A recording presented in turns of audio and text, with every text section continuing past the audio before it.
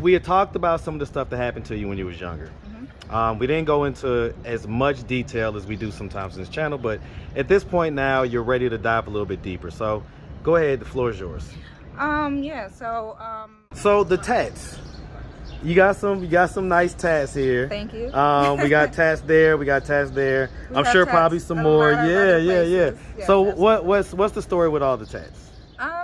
I mean, were you guys still being like sexually active even when he was he had stopped showing any interest in any sex with me, and so that was one of the things that prompted me to confirm that he was cheating. Well, I mean, did you ask him why? Of course. What was his response? As a woman, I was abducted at 12 years old. You was abducted? Yeah, it was. What happened? It was parental abduction, but it was, my mother. A lot of people ask me that, did I dance? I will admit, I. What's up, YouTube? I have the best trainer in Atlanta and possibly the world. Hit him up on Instagram at Katie with the Muscle. Now back to the content. What's up, YouTube? Atlanta Street Interviews out here with the follow-up. So, guys, we had just got done with the interview.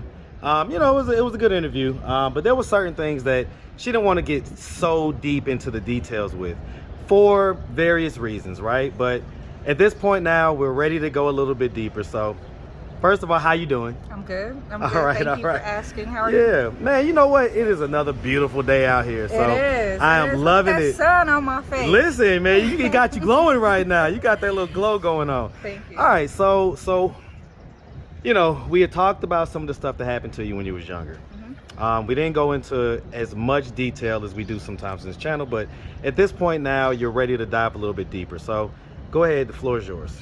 Like I said earlier, I grew up with parents who, to say the very least, was neglectful, and the things that they were involved in their lives caused me to be neglected, and as a result, I got molested. It was by one of my mother's boyfriends, so it wasn't like, I went outside to play and roamed into the wrong situation. It wasn't like my parents sent me away to someone else's house. It happened at home, and it happened with someone who my mother brought into the home. So that was he living with you guys? He was. And so you say that this guy was the father of one of your sisters? Yeah. Okay. I'm assuming one of your younger sisters. Okay. And so she moved him in. How long after she moved him in did that incident occur? I was a kid, so as far as timelines go, I don't think that I could be very accurate. I just remember him being there. At the time, my father was incarcerated, and him and my mother kind of split up, and she decided to move on with someone else, and she moved him in. And so, I mean, just to be clear, we're talking about full, like, penetration, all that stuff. I was molested, and it was bad. It was pretty bad. But no, I was actually a year later by someone from the neighborhood. So. Okay, so the situation that happened at 10 was like the full penetration and all like that. Well, I mean, and what was it that happened at 9? Like, as far as what did he do? Inappropriate touching. A lot of inappropriate touching that, I mean, to say it like that kind of minimizes it. But was he touching you like in your private areas? Yeah, inappropriate touching.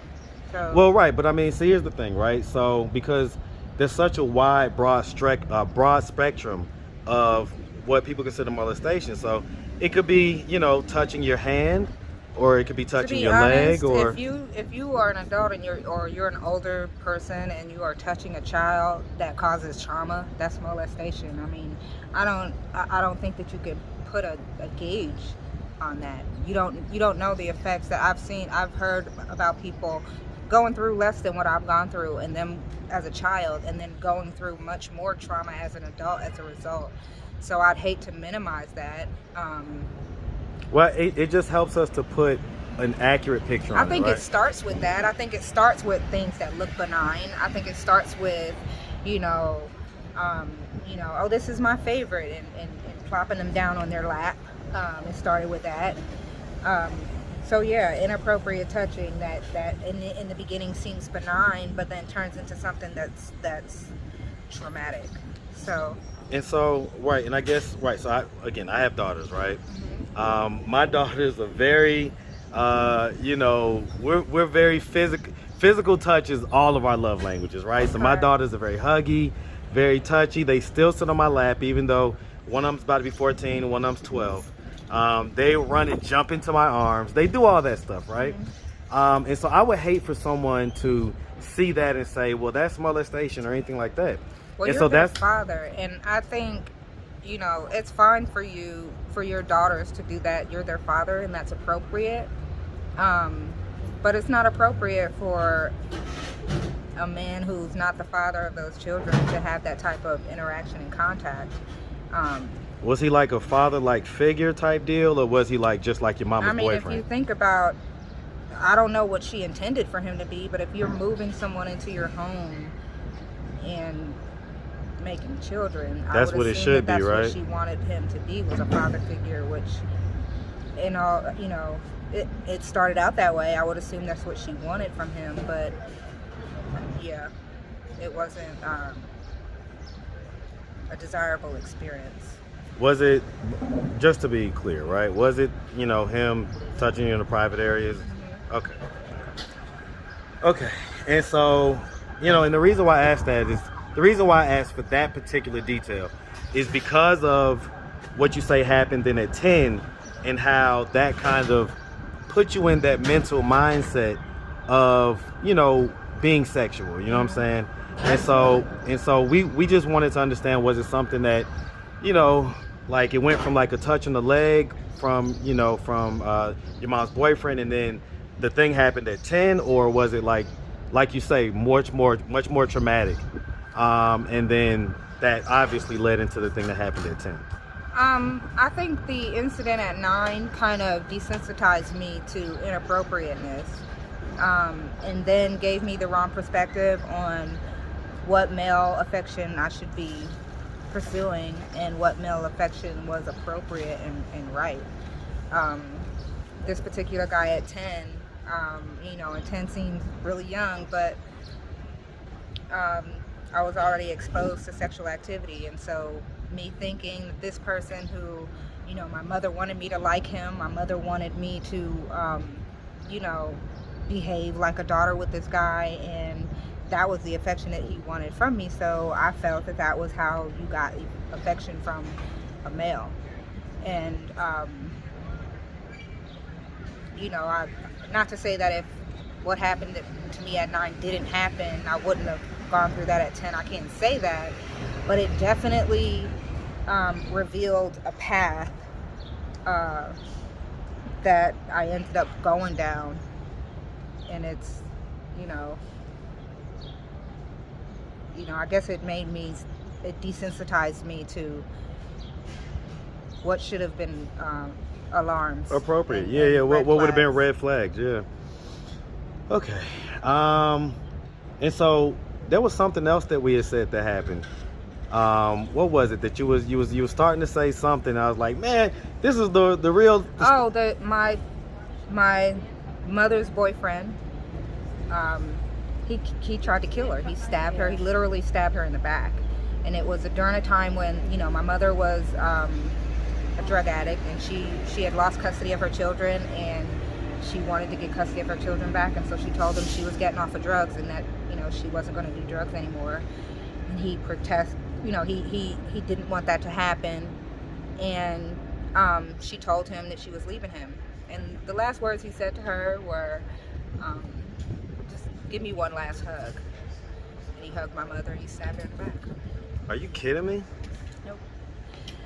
So and my mother still never harbored any resentment toward this man. I don't understand why. That was part of the reason why my mother and I had such a turbulent relationship, is because I couldn't understand why she gave him so much grace, why she forgave him for not only hurting her daughter, but hurting her, literally trying to take her life. My mother was a strong woman, and she fought back, and she fought for her life, and she lived through that and still harbored no resentment toward this man. So yeah, that happened. That was a traumatic experience for me. Did you witness that happen? I didn't witness it. At the time, I was in another state, and when my father got out of jail, him and my mother, they were separated at the time, and so I was in another state with my father, but I was having nightmares. I don't want to say I'm clairvoyant, but people have intuition, and I think we all have a little bit of clairvoyance. Yeah, you have some closeness honestly. And connection with the people that you love, and I kept waking up out of nightmares, wondering why I was dreaming about my mother, and why it was nightmares. And I found it was years later that I found out that he had tried to kill her, and she told me what had happened, and she told me the fight that they had and how she fought for her life and the scars that she had on her hand. She literally broke the knife with her hand, and her telling me that, and the resolve in her voice, telling me how she fought to live, it made a huge impression on me. But yet I still couldn't understand her forgiveness towards this man. So he ended up going to jail for that incident? He went to jail, but he didn't go to jail for that in particular. He didn't go to jail for that? No. And I don't know the details of that. Yeah, I mean, because you wasn't there, but... Right. My family has a lot of secrets, untold stories, hush moments. And so there's a lot of that story that I don't know. I mean, what other type of stories or secrets? A mirage of pedophilia, abuse. I was abducted at 12 years old. You was abducted? Yeah, it was. What happened? It was parental abduction, but it was, my mother, she was on drugs. Her and my father had split up. She had gone off on one of her binges and left us at home. And my father, he had at that time recently gotten out of jail. He came to visit us and bring us food and money. And when he showed up, my mother wasn't there. And we were in a state in which he thought, taking us would be the best thing. Option. Yeah, but he took us from my mother and didn't, tell her that he had us. He didn't tell us where he was taking us. He took us out of state, and for a long time I didn't have any contact with my mother, and that was devastating. That was traumatic. So yeah. Yeah, no. Hey, listen. I'm hearing. I'm receiving. I'm listening. They're gonna be making some quiet videos. Yeah. Listen, we can't get away from the noise, right? Because it was earlier this morning and now this too. All right, so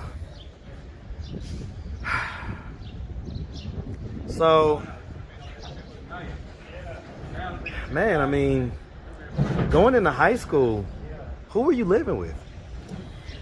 I lived with both of my parents. My first high school was in Providence, Rhode Island. I went to school living with my father, but because he was Muslim and I didn't want to be Muslim, he sent me to Columbus, Ohio to live with my mother after being separated from her for years. Fortunately, by the time she got to Columbus, she would gotten into a drug program and got clean from drugs. And drugs, we're talking about crack, right? No, heroin. Heroin? Ooh, okay. Yeah, intravenous drug use. Yeah. And so my mother got clean. She went to Ohio and got clean. She was in a wonderful program called Samaritan House. And she got clean. She started working. She got her own apartment. And I went to go live with my mother. And so I went to high school both in Rhode Island and Ohio. Okay, I get it. So the tats. You got some nice tats here. Thank you. We got tats there. I'm sure probably some more. Yeah. So what's the story with all the tats? I like the ink. I think tattoos provide a way for you to express yourself, and I'll admit that some of it is, some people like to cut themselves. I don't. Kind of like your form of experiencing pain type deal? Yeah, a little bit of that. I have family members who have gone through that that type of I guess self-inflicted pain. Me personally, I don't really like to explain scars, and I don't have to explain the tattoos. It's part of that. A lot, some of it is I'm just very creative, and I like the ink on my body. But sometimes there are some tattoos that I've gotten because I just wanted to. I needed tangible pain. I needed pain. I needed to say there was a reason for the pain. I needed to understand that there was a reason for the pain. A lot of the pain that I've gone through, it's intangible. It's not that it's not visible. Nothing you could put your finger on. Exactly. And so I can't point to it and say this is what's hurting me. So yeah, sometimes my tattoos are serve that purpose. Okay. I mean, did you ever dance or anything like that? No, a lot of people think well, you've got a dancer's shape. You have the whole look. Honestly, you got the whole look. You got the whole. You got the tats and all that stuff. No, I am a programmer. I spent years behind a computer on a keyboard. So I spent most of my adult years. Nerd in Bay. The Atlanta IT industry. Downtown was my stomping ground. Well, my friends call me Geek Squad. Squad. That's one of their terms for me. So yeah, a lot of people ask me that. Did I dance? I will admit, I did it one time, and it was one of those things where, I have a body. I can. How old were you when you did it? I was in my 20s. I hadn't. Because you say you're 50, right? I'll be 50 in December. So you're 40. That's just. I'm still just honestly. I mean, you're killing it. That's all I'll say. That's all I'll say. Ain't gonna go too far. Yeah. So no, I never danced. I never danced professionally. I tried it out. I made some money that night. It was awesome. It was a big ego boost. But I was with ego boost. You didn't know that you was attractive. You didn't know. Every woman is attractive to at least one man. No. You're very conventionally attractive. Like, come on, like seriously. So, okay, like even I'm gonna ask, right? I just ask questions that's on my mind. Mm-hmm. Okay, have you gotten work done in the chest area? Is that? I have. Okay, because I'm like for almost 50, those things are sitting pretty high. I'm like, those things like hello. Yeah, I did. I got them done about 13 years ago. So yeah, I did some work. Got some work done. I'm not ashamed of it though. No, it's nothing to be ashamed of. I would have been amazed if you'd have said no. Okay. I'd have been like, man, what type of you done rubbed the genie or something. You got a genie and done wish for a wish and ask for ultimate youth or something like that. No. All right, so yeah. I ain't mad at it. Everything else is me though. Everything else is you? Well, I tell you what, you look great, like I say. All right, so we have 3 adult kids. You say one of them is your daughter or whatever is coming to get you, and you guys are headed back. Drive to New York. Okay. What about the other 2? What's their take on all this whole situation that you're in? I don't think that my son, he's going through his own challenges, so we don't really talk too much about my issues with him. My oldest daughter, it's difficult. She has a PhD. She's very smart. She's very successful, and she has a lot of opinion about me and how I live my life. And so we have a lot of conflict between us. She loves me. I know she loves me, but I guess she wishes that I make different decisions, and she thinks that she has the right to voice those opinions to me. She does it in a manner that doesn't agree with a mother-daughter relationship. So our relationship. So that kind of flip roles type deal from her perspective almost. Mm-hmm. She feels like she's the mama, and she's like, why don't you just? And it's not that easy. She's an adult, so she does have a good idea of what she went through a lot of growing up, so she knows that. Did you raise all 3 of your kids? I did. So and she's always had this kind of, I wouldn't say possessiveness, but she was very protective, and she wanted more attention than I gave her, and I will admit that a lot of that was me kind of being self-consumed with my own struggle and my own need to be a provider for my children, and so she felt neglected in a lot of areas in her life. So I can understand some of the resentment that she holds. And I think that she went through some trauma because of my neglect. And I thought I was a very good parent. I thought I was a very good parent. It's just that... What type of trauma do you think she went through? To be honest, I don't know. I just know that there are, just by some of the arguments we've gotten into, I know that there are things that she feels I could have protected her from. And I regret that. And that's why I say that we need, as parents, we need to pay attention to our children. Are you talking about the same type of trauma that you endured when you was younger? Honestly, I don't know. Because she's never said anything directly to me about that. What type of stuff did she say that leads you to believe? Between the lines. I mean, she said things like, "You never taught me anything. I've seen this. I've seen X, Y, Z," and so, you know, and then she'll go into whatever rant she wants to go into. And that XYZ was very surprising for me to know that she saw that type of life and she saw that type of trauma. What are you talking about? I remember one time her telling me about a girl she knew who was dope sick. And at the time, I don't think I had gone into very much detail about my parents being on heroin. Mm-hmm. And so I'm like, where the heck are you at to be witnessing someone being dope sick?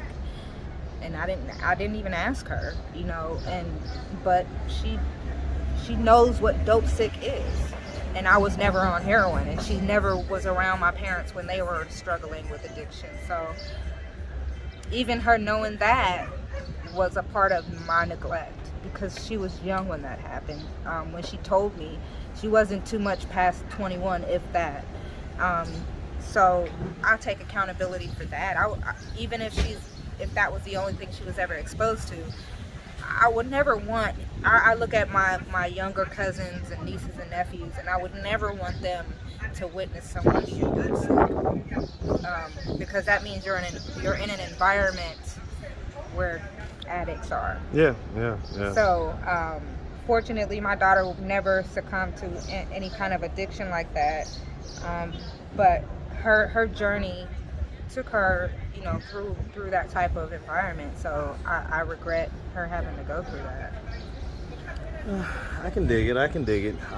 You know, hey man, listen, our journey, the totality of our journey is what makes us whoever we are today. And so, you know, you take something out, it may take this away. And so, you know, I get it that you feel that way from your perspective as a parent, but she should understand that, you know, hey, life is full of kind of ups and downs and different things. She understands that, but I think we hold mothers up to a higher standard, and we feel most let down when it's mothers who let us down. When it's the mother. Yeah, I think I agree. You know, I think in my case, you know, I gave my mother more help than I gave my father, because I felt like she should have done more, when in reality it was my father who was missing in action, basically. So Yep. Early childhood, like I said, I had both parents, but their journeys took them somewhere else that, you know, put us in two different households and experiencing two different sets of trauma, I guess. Yeah, that's what it sounds like. Okay. All right, well, listen, we was glad that you was able to, you know, tell and reveal kind of exactly what it was, because, you know, it's hard to really put the puzzle together and understand exactly what happened without kind of getting some of those details. There's going to be some lady that is going to hear this that may have had some boyfriend and she was thinking about moving in, and she's going to think twice about it now. She's gonna think twice about it because she heard your story. Don't ever move a boyfriend in with your children. I don't. It happens all the time. That would be one of the number one things that I would advise women out here who are still dating. Fortunately, I don't have small children at home.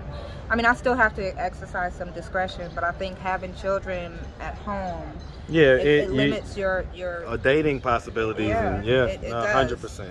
And And with that being said, it's hard to secure a husband when you can't, when you have to go through the process of having him prove himself to be worthy to be around your children. But that'll help you kind of have some discernment for the right man to marry. I don't suggest moving anyone into your home with your children unless he's your husband. Yeah, I agree. Not to say that your husband can't do it, but well, I was about to say, you will have done enough homework with this man to avoid that type of character and personality, I guess. Okay. All right. So real quick, your current ex-husband, or your current ex who's still legally your husband. My husband who will become my ex before I turn 50. So your husband, if I asked him, why'd you cheat on her? What was not going on, or what was, whatever. If I asked him that, what would be his response? What do you think his response would be? I honestly don't know, and to be honest, I can't think about that. I have an issue with rumination, and so ruminating thoughts, and so I get into the cycle of, why did I say this, and if I would have done this, and and that's very damaging to someone's mental health, to try to, you're going over a situation over and over again and try to figure it out. Well, I guess that's what he wanted to do. He didn't want to be a faithful husband. Right, and I guess I'm trying to understand, like, did you guys have conversations about this? Was he like complaining about certain things, like, hey, you don't do this or you don't do that? No, there wasn't anything that he was requesting or expressing as a need. I tried to initiate a lot of communication, but to him it was me complaining. Anytime I said anything about my feelings or how I felt about a situation or how he was making me feel, he took it as an attack on him or his manhood.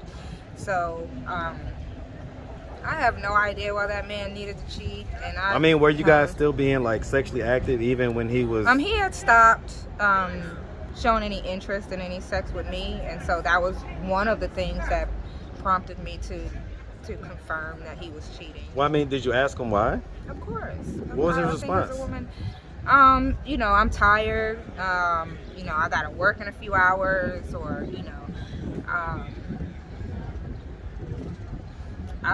because the reason I asked it was mostly I'm tired, or it was a lot of that. We don't have time. There's no time. I gotta go to work. It was.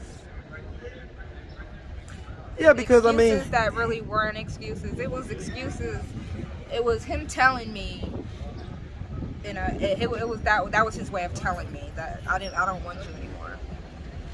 How long into the marriage did it become like that? Because early in, and to be honest, I should have never married him, because those things had started to surface before we got married, and I thought getting married would help to kind of stabilize things,